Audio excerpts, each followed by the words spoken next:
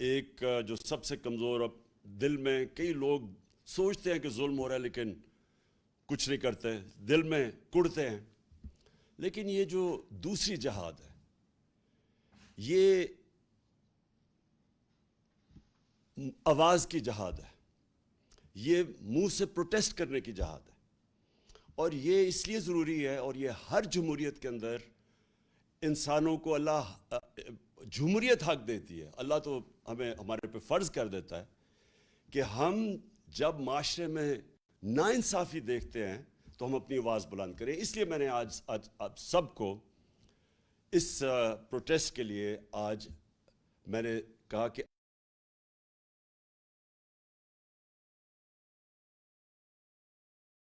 آپ کی بہتری کے لیے آپ نکلیں، کیونکہ مجھے خوف ہے کہ یہ جو ابھی قیمتیں بڑھی ہیں یہ یہاں رکیں گے نہیں.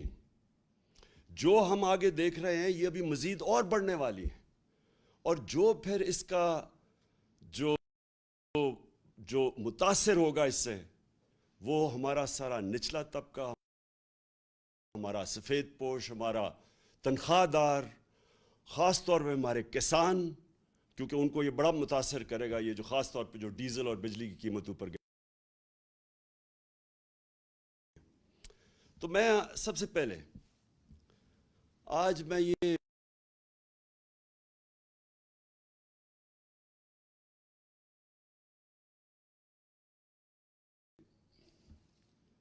اور سارے پاکستانیوں کا یہ سوال ہے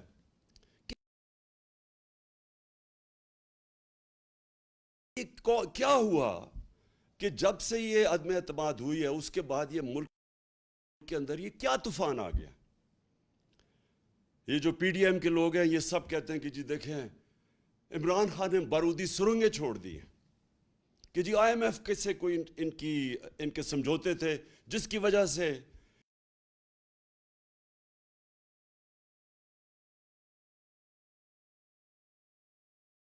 یہ قیمتیں آسمانوں پہ چڑھا دی ہیں. یعنی ہمارے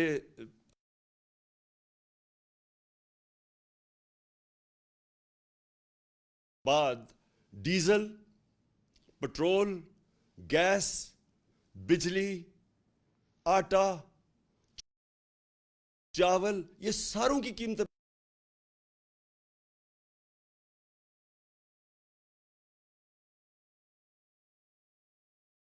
بڑھ گئی، لیکن تھوڑی سی نہیں بڑھی.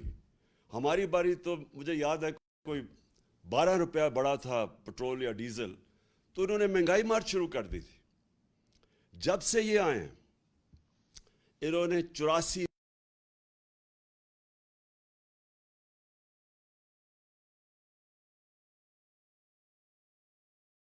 روپیہ لیٹر پٹرول کی قیمت بڑھائی، 10 روپے لیٹر ڈیزل کی قیمت بڑھائی. اب یاد رکھیں ڈیزل خاص طور پہ کسان، اور آج کل سب سے زیادہ کسانوں کو متاثر کرے گا، اور وہ آگے ہماری فوڈ سیکیورٹی پہ، کہ ہم نے 22 کروڑ لوگوں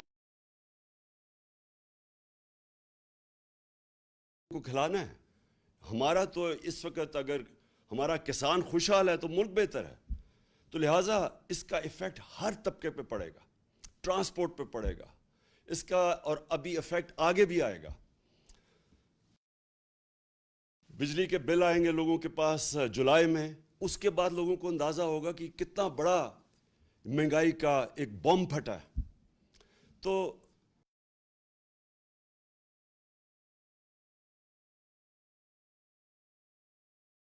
سوال ایک یہ ہے کہ یہ ایک دم اتنی مہنگائی کیوں کی ہے؟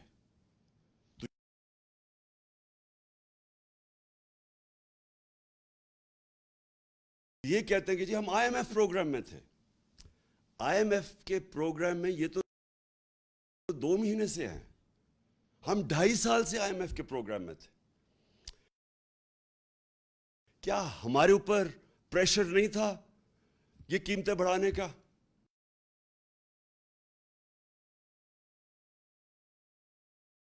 کیا ہم نے نہیں آئی ایم ایف سے ہماری بار بار نیگوسیشنز ہوئی؟ کیا ہم نے اپنے لوگوں کے مفادات کی حفاظت نہیں کی؟ اور یہ کیوں نہیں کر سکتے؟ کیا ہمیں جب انہوں نے کہا تھا کہ پیٹرول اور ڈیزل کی قیمت بڑھاؤ تو ہم نے 10 روپے کم کی تھی؟ کیسے کی تھی؟ ہم نے ادھر ادھر سے پیسے نکالے تھے، ہماری ریکارڈ ٹیکس ہم نے اکٹھا کیا تھا، اور جب ریکارڈ ٹیکس اکٹھا کیا اور پھر ہم نے جگہ کہیں پیٹ کاٹ کے، لیکن ہم نے 200 ارب کی سبسڈی دی ڈیزل اور پیٹرول نیچے رکھنے کے لیے، کیونکہ ہمیں پتا تھا کہ جب آپ ڈیزل اور پیٹرول بڑھاتے ہیں سب کچھ بڑھ جاتا ہے۔ 4 روپے یونٹ بجلی کم کی ہم نے، تو اس کے لیے سبسڈی ہم نے نکالی۔ ہم بھی آئی ایم ایف پروگرام میں تھے، اور یہ یاد رکھیں کہ ہم آئی ایم ایف کے پروگرام میں ہوتے ہوئے ہم نے ہیلتھ کارڈ دیا۔ پاکستان کی تاریخ کا سب سے بڑا اگر فلائی کام ہے وہ ہیلتھ کارڈ ہے، کہ ہر خاندان کو، ہمارے جتنے صوبے تھے، ہر خاندان کو 10 لاکھ روپیہ ہم نے ہر خاندان کو دیا 1 سال کے لیے ہیلتھ انشورنس، کسی بھی ہسپتال میں علاج کروا سکتے۔ کبھی پاکستان میں اتنا بڑا پروگرام نہیں آیا۔ پھر ہم نے کامیاب پاکستان کیا، اور کامیاب پاکستان میں ہم نے قرضے دیے سود کے بغیر نچلے طبقوں کو۔ ہم نے احساس کے پروگرامز کی سب سے زیادہ پیسہ خرچ کیا احساس پہ، احساس راشن کیا کہ لوگوں کو ہم نے نچلے طبقے کو 1.5 کروڑ گھرانوں کو 1.5 کروڑ گھرانوں کو ہم نے احساس راشن کارڈ دیا کہ وہ جا کے آٹا، گھی اور چینی وہ ایک ڈسکاؤنٹ پہ لے سکیں کریانہ سٹور سے۔ تو یہ ساری چیزیں ہم بھی آئی ایم ایف پروگرام میں تھے، اس کے باوجود ہم نے اپنے قوم کا دھیان رکھا۔ ہم نے کوشش کی کہ لوگوں کے اوپر پریشر نہ پڑے۔ یہ کہتے ہیں کہ جناب دنیا میں عالمی مہنگائی ہو گئی، عالمی مہنگائی تو پچھلی گرمیوں سے ہے، یہ جو ساری قیمتیں بڑھی ہیں یہ تو پچھلی گرمیوں سے بڑھ رہی ہیں۔ تو یہ ہمیں بھی سارا کچھ فیس کیا۔ کہنے کا مقصد یہ ہے کہ آج یہ کیا اتنا بڑا طوفان آیا کہ ہماری مہنگائی بھی آسمانوں پہ چلی گئی اور مزید اور جانی ہے، اور اس کے بعد جو ہماری معیشت ہے، جو نقصان ادھر ہو رہا ہے۔ یہ جب کہتے ہیں کہ جی ہمیں بڑا مشکل برا پاکستان ملا، برا تو ہمیں ملا تھا مشکل وقت۔ یہ چھوڑ کے گئے تھے جو اصل بارودی سرنگ تھی، اس کو کہتے ہیں کرنٹ اکاؤنٹ ڈیفیسٹ، بیرونی خسارہ، کیونکہ وہ ڈالرز کے اندر خسارہ ہوتا ہے۔ پاکستان کی تاریخ کا یہ سب سے بڑا خسارہ چھوڑ کے گئے تھے، 20 ارب ڈالر۔ اس کے باوجود تیسرے سال میں ہم بالکل خسارہ کم کر چکے تھے، اور خسارہ بھی کم کیا، اور 5.6% پہ ہماری اکانومی بڑھ رہی تھی۔ اور یہ یاد رکھیں کہ یہ کرونا کا سال تھا، اور اس سے جو 2 سال کرونا کے تھے، دوسرا اور تیسرا ہمارا سال کرونا کا سال تھا، اور کرونا کے باوجود 5.6% پہ پاکستان بڑھا، جب ہندوستان -7% پہ چلا گیا۔ ان کی گروتھ، ان کی دولت میں بجائے اضافہ ہونے کے نیگیٹو میں گیا۔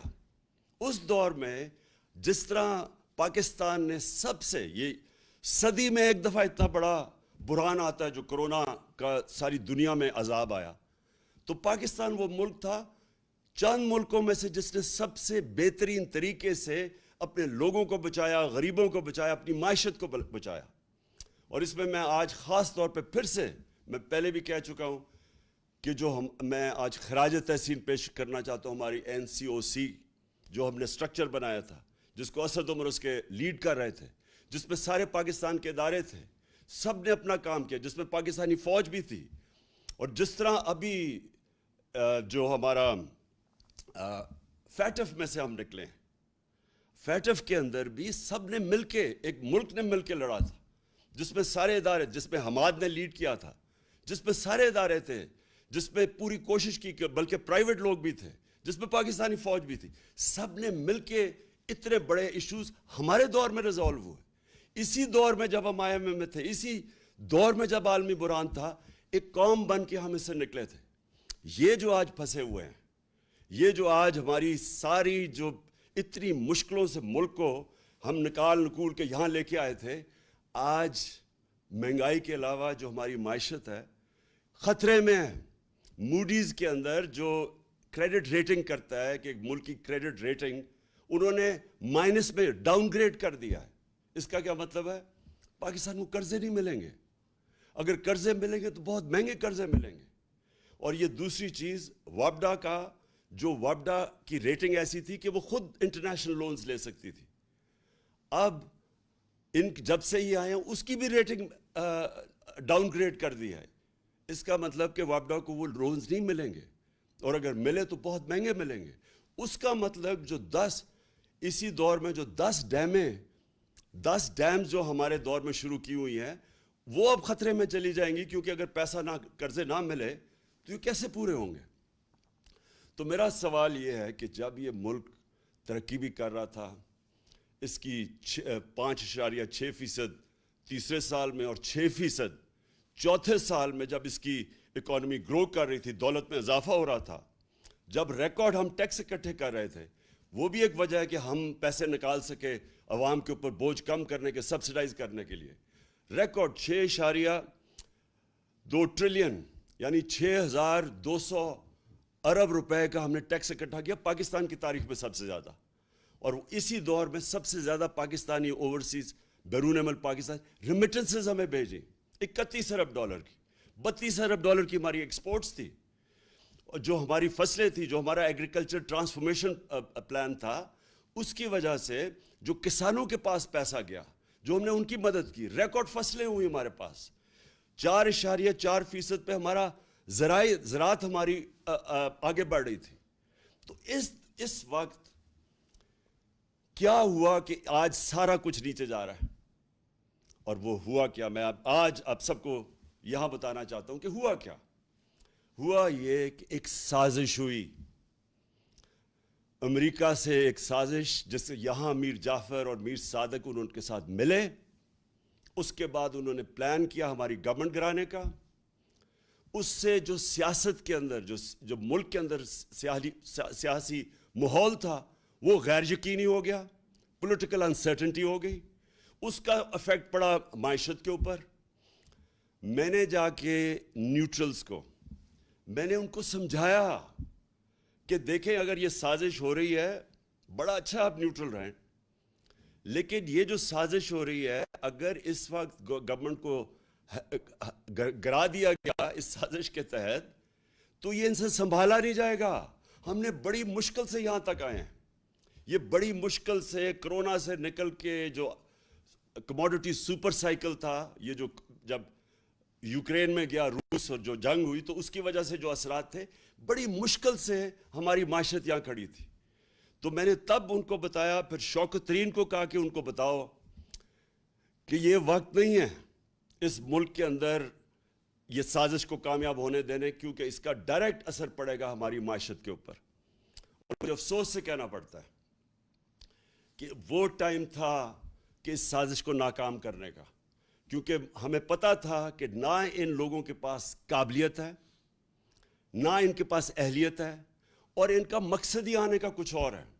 ان کا مقصد اس ملک کی نہ مہنگائی کم کرنے کے لیے، نہ ان کا مقصد اس ملک کی ریفارمز کرنے کا تھا، اکانومی ٹھیک کرنے کا تھا. ان کا تو مقصد ہی کچھ اور تھا. اور وہ جو مقصد تھا، میں بڑا شکر گزار ہوں ان کے وزیر دستگیر کا، خرم دستگیر کا، جس نے ٹی وی پروگرام پہ کہہ دیا. اس نے کہا ہمیں تو صرف یہ تھا، اور اس نے 2 چیزیں کہی. اس نے کہا ایک تو ہمیں ڈر لگا ہوا تھا کہ اگر یہ رہ گیا، اس نے نیب، اس نے ججز اور ڈال دینے تھے، اور اس نے ہمارے جتنے لیڈر تھے انہوں نے جیلوں میں چلے جانا تھا، جس میں شہباز شریف نے بھی چلے جانا تھا. تو پہلا تو میرا سوال یہ ہے کہ کیا یہاں کی عدالتیں آزاد نہیں ہیں؟ کیا یہاں کی جو عدالتیں ہیں اس میں کوئی ہماری انٹرفیرنس ہوئی ہے آج تک؟ ہم تو وہ زمانہ نہیں کہ ہم ٹیلی فون کر رہے ہیں کہ جسٹس قیوم جی ہمیں کیس میں یہ رزلٹ چاہیے. ہم نے تو سپریم کورٹ کے اوپر کبھی سوچا نہیں حملہ کرنے کا. ہم نے کسی ادارے کو، ہم نے آج تک ہم نے اداروں کو چلنے دیا. نیب کا ادارہ جو چلا ہے، میں بتا دوں آج کہ نیب نے کوئی 280 ارب روپیہ اپنے سارے کوئی 18 سال میں اکٹھا کیا تھا. ہمارے 3 سالوں میں انہوں نے 480 ارب روپیہ اکٹھا کیا، کیونکہ ہم نے مداخلت کسی میں نہیں کی. تو میں جو آج سوال پوچھتا ہوں کہ یہ جو خرم دستگیر نے بات کی ہے، اس سے یہ واضح ہوتا ہے کہ ان کا تو مقصد تھا ہی نہیں اور کچھ سوائے NRO 2 لینے کا. ان کا تو مقصد یہ کہ تھا، اسی لیے یہ ساری جدوجہد تھی۔ 3.5 سال سے یہ بار بار جو بلیک میل مجھے کیا جا رہا تھا، یہ تو صرف چاہتے تھے این آر او، دوسرا این آر او۔ یاد رکھیے ان کو پہلا این آر او مل چکا ہے، ان کو ملا، جنرل مشرف نے این آر او دیا، جو ساری ان کے کرپشن کیسز تھے۔ 2 دفعہ ان کی حکومتیں گئی کرپشن پہ 90 کی دہائی میں، تو جو سارے ان کے کرپشن کے کیسز تھے وہ سب جنرل مشرف نے معاف کر دیے تھے۔ یہ جو ہے یہ این آر او 2 ہے، یہ انہوں نے 10 سالوں میں جو چوری کی تھی، یہ 95% جو کیسز ہیں یہ سارے ان کے دور کے ہیں، یہ ان کے جو 10 سال تھے ان کے دور کے کیسز بنے ہوئے ہیں۔ اور اب انہوں نے کیا کیا؟ انہوں نے جو قانون لے کے آئے ہیں نیب کی امینڈمنٹس کا، میں آج آپ ساری قوم کو یہ بتانا چاہتا ہوں، انہوں نے جو نیب کا امینڈمنٹ قانون لے کے آئے ہیں، اور یہی قانون انہوں نے کوشش کی تھی جب ہم فیٹف کی لیجسلیشن اسمبلی سے پاس کر رہے تھے، اور ہمارا مقصد یہ تھا کہ فیٹف سی گرے لسٹ سے نکلیں، جو ان کی وجہ سے ہم گرے لسٹ پہ تھے۔ تو جب ہم نے فیٹف کا قانون پاس کیا تو انہوں نے تب کوشش کی، بلیک میل کیا کہ ہم فیٹف کے لیے تب ووٹ دیں گے جب آپ ہمیں این آر او دیں گے اور یہ نیب کے اندر چینجز لے کے آئیں گے۔ تب آپ کو پتا ہونا چاہیے انہوں نے واک آؤٹ کر دیا، انہوں نے فیٹف کی لیجسلیشن نہیں پاس کی تھی، یہ باہر چلے گئے تھے۔ تو ان کے بغیر ہم نے فیٹف کی لیجسلیشن پاس کی، جس کی وجہ سے آج انشاءاللہ پاکستان نکل جائے گا گرے لسٹ سے۔ تو ان کا صرف مقصد این آر او 2 تھا، اور انہوں نے کیا ہے؟ انہوں نے اب جو چینجز لے کے آئے ہیں، ساری قوم کو پتہ چلنا چاہیے کہ 1200 ارب روپے کے کرپشن کے کیسز کل جب یہ قانون بنے گا ان کے کیسز ختم ہو جائیں گے۔ اس ملک کا 1200 ارب روپیہ جو چوری کیا ہوا تھا ان سروں کے ناموں پہ، وہ سارا ختم ہو جائے گا، اب یہ این آر او 2 مل جائے گا ان کو کل۔ اب سوال یہ ہے کہ یہ جب کہتے کہ جی ہم بے بس ہیں، میرا ان سے سوال یہ ہے کہ اگر آپ سنسیئر ہیں اس ملک سے، تو کیا آپ کو یہ جو 1200 ارب ہے، اس میں سے اگر آپ یہ معاف کروا رہے ہیں، سوچیں یہ اس کا 400 ارب آ جائے تو ہم پھر بجلی کی قیمت نیچے لا سکتے ہیں۔ اور پھر میں ان سے سوال پوچھتا ہوں کہ جب ہم نے روس سے بات شروع کر دی تھی تیل کی، اگر آپ کو فکر تھی اس قوم کی اور آپ سارا وقت 3.5 سال سے مہنگائی کی بات کرتے تھے، تو اگر آپ نے مہنگائی کم کرنی تھی تو آپ نے کیوں نہیں 2 مہینے ہو گئے، کیوں نہیں آپ نے روس سے تیل کی بات کی؟ کیونکہ آپ امریکہ کے غلام ہیں، امریکہ کی اجازت نہیں ملتی۔ ہم نے جب تیل سبسڈائز کیا تھا تو ہمارا پوری کوشش یہ تھی کہ اس کے بعد ہم روس سے سستا تیل لیں گے جو ہندوستان لے رہا ہے، جو سری لنکا لینے لگا ہے، جو بنگلہ دیش لینے لگا ہے۔ ہم نے بھی روس سے تیل لینا تھا، اور اس سے پھر ہم نے لوگوں کے اوپر بوجھ نہیں آنے دینا تھا۔ انہوں نے بجائے وہ لینے کے روس سے تیل، کیونکہ ان کے جن کے یہ غلام ہیں ان کا حکم نہیں ہے ان کو، لہٰذا عوام کے اوپر بوجھ ڈال دیا۔ اصل مقصد جس کے لیے یہ آئے تھے وہ اب آپ کے سامنے آ گیا۔ این آر او انہوں نے لینا تھا، این آر او 2 اب انہوں نے خود ہی اپنے آپ کو دے دیا ہے، اور اس سے 1200 ارب روپیہ اس قوم کا یہ ہضم کر جائیں گے۔ پہلے سارا پیسہ ہضم کیا این آر او 1 پہ، یہ دوسرا ہے اب۔ اور پھر جو دوسرا مسئلہ یہ ہے کہ پاکستان کو جدھر یہ لے کے جا رہے ہیں، اب مجھے خوف ہے کہ یہ اس طرف جا رہا ہے جدھر سری لنکا پہنچ گیا ہے۔ اور مجھے خوف یہ ہے کہ ہمارے پاس جس طرح یہ ہماری اب ریمیٹنسز گر رہی ہیں، ہماری 10% ایکسپورٹس گری ہیں پچھلے مہینے، جس طرح یہ ٹرینڈ جا رہی ہے، ہمیں خوف یہ ہے کہ ہمارے پاس ڈالر نہیں ہوں گے کہ ہم اپنا، جس طرح سری لنکا اب تیل نہیں خرید سکتا۔ آپ کو پتہ ہونا چاہیے کہ جب ہم آئے تھے، جب انہوں نے نو کانفیڈنس کیا تھا تو ڈالر 178 روپے کا تھا، آج وہ 208 روپے پہ پہنچ گیا۔ اور یہ صرف اور صرف اب ان کے پاس ایک راستہ ہے کہ یہ کسی طرح امریکنوں کے پاس اب جائیں گے اور ان کے پیر پکڑیں گے۔ مفتاح اسماعیل پہنچ گیا امریکن ایمبیسڈر کے پاس، اور اس نے کہا کہ جی ہماری مدد کریں، کسی طرح ہمیں کوئی ریلیف دلوا دیں۔ تو مفتاح اسماعیل اور شہباز شریف کو میں یہ کہنا چاہتا ہوں کہ دیکھیں، یہ جو امریکن ہیں ان کی ایک ایک ان کی فلسفی ہے، وہ یہ ہے کہ دیر از نو فری لنچ، کوئی چیز مفت نہیں ملتی، ہر چیز کی قیمت ہوتی ہے. تو جو وہ قیمت آپ سے وصول کریں گے وہ ہمیں خدشہ ہے، وہ ہماری ساورنٹی کی قیمت ہوگی، وہ ہماری حقیقی آزادی کی قیمت لی جائے گی. اور اس قیمت، وہ جو قیمت ہے وہ ابھی سے نظر آنا شروع ہو گیا کہ یہ تیار ہو گئے وہ قیمت دینے کے لیے. بلاول بھٹو نے کہا کہ جی ہندوستان سے ہمیں تعلقات اچھے رکھنے چاہیے. ہم بھی اچھے رکھنے چاہتے تھے ہندوستان سے تعلقات، لیکن جب انہوں نے 5 اگست 2019 کو کشمیریوں کی سٹیٹ ہوڈ لی، جب انہوں نے جو کشمیریوں کو وہ جو آرٹیکل ان کا 360 جو بھی آرٹیکل تھا وہ ختم کیا، جب انہوں نے ان کا سٹیٹس لیا، وہ یاد رکھیں وہ یونائٹڈ نیشن سیکیورٹی کاؤنسلز کی ریزولوشن کی خلاف ورزی تھی، انٹرنیشنل لاء توڑا، تو تب ہم نے ان سے رشتہ توڑا.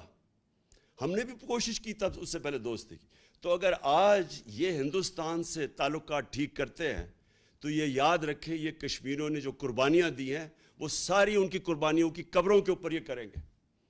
اور دوسری چیز، ایک اور ان کا مانڈوی والا اس کی سٹیٹمنٹ میں دیکھ رہا تھا، اس نے کہا کہ اسرائیل سے کیوں نہیں، ہمیں اپنے مفادات کا سوچنا چاہیے. یہ بھی اسی ایجنڈا کا حصہ ہے جس سے یہ رجیم چینج کی گئی تھی. وہ یہی ہے کہ آپ اس ایجنڈے پہ چلیں جو ہندوستان، اسرائیل اور جو امریکہ چاہتا ہے، اور وہ ایجنڈا وہ ہے جو ہماری ساورنٹی، ہماری آزادی کے خلاف ہے، جس کی وجہ سے یہ ساری جدوجہد تھی پاکستان کی، جو ہمارے لیڈر قائد اعظم نے جو اس ملک کو بنانے کی، وہ کیوں بنایا تھا، ہم کیوں آزاد ہوئے تھے. تو اگر یہی کرنا ہے کہ جا کے اپنی ساری نظریے کو، اس سب کو دفن کرنا ہے کہ ملک کے اوپر وہ چور اور ڈاکو آ گئے ہیں جن کے سارے پیسے باہر پڑے ہیں، ان کے اربوں ڈالر باہر پڑے ہوئے ہیں، جب چوری کرتے ہیں باہر پیسہ لے جاتے ہیں اور پھر پریشر ڈال کے NRO لے لیتے ہیں. یہ لوگ جب تک ہیں، میں آج اب سارے پاکستانیوں کا آپ سب کو کہنا چاہتا ہوں، اگر یہ لوگ اس ملک کے اوپر مسلط رہے، یہ صرف تب رہیں گے کہ اس ملک کے سارے اداروں کو دفن کریں گے، اس ملک کے سارے انصاف کے اداروں کو دفن کریں گے. نیب تو ہوگی دفن، FIO ہوگی دفن، سرکاری نوکروں کو آپ نے دیکھ لیا کہ انہوں نے کیسے بھرتیاں چینج کی ہیں، میرٹ ختم ہو گئی.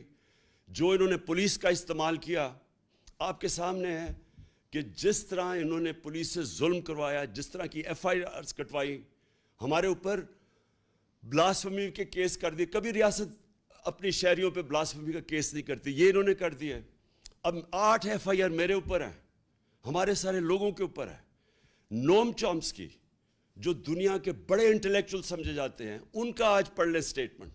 انہوں نے شہباز شریف کو خط لکھا ہے کہ یہ آپ سارے انسانی حقوق کی خلاف ورزی، آپ جمہوریت تباہ کر رہے ہیں اپنے ملک کی. اور یہ رہ گئے تو یہ جمہوریت، ایک جمہوریت کا جتنا بھی جس کے اوپر جمہوریت کھڑی ہوئی ہے سب ختم کریں گے. یہ جو جس طرف جا رہے ہیں، الیکشن کمیشن کو انہوں نے ساتھ ملایا ہے. پنجاب کے اندر جو الیکشن ہے، وہ ابھی جو بائی الیکشنز ہیں، ابھی سے ہی میچ فکس کرنے کی ساری تیاریاں ہیں، ہمیں ساری خبریں آ رہی ہیں. پولیس کا جو استعمال کریں گے اور کر رہے ہیں. ابھی ہمارا کل ایک ہمارے جو الیکشن لڑ رہا تھا اس کے بیٹے کو گولی لگی، وہ آج ہاسپٹل میں ہے، اور اس کے سارے گھر والوں کے اوپر FIRs کاٹ دی.